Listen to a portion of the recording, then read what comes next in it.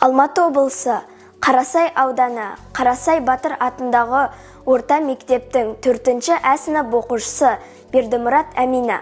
Мұқағали Мақатаев. Гәкку мұң. Не пайда күрсінгеннен, өкінгеннен. Не пайда дәтке қуат бекінгеннен. Алайда емханада көз жұмғаннан, жақсы еді ғой майданның өтінделген. Құрбан ғып жастығымды, жас ғұмырды, жауымнан жасыра алмай қастығымды, жанымды аямаған жауларымнан ала жатыр едім ғой жастығымды. Өкінбен, мұңайман да өксімеймін. Өмірім осылай-ақ өтші мейлің, алайда аласапыран тіршіліктің алдында күрес алмай тексілейдім. Күнін көріп жүргем жоқ жетім қолдың, бірақ та не бітірдім, не тыңдырдым.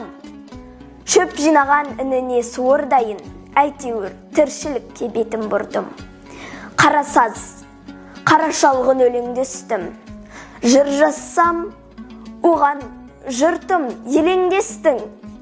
Өлсе өлер Мұқағали Мақатаев, өлтіре алмас алайда өлеңді ешкім.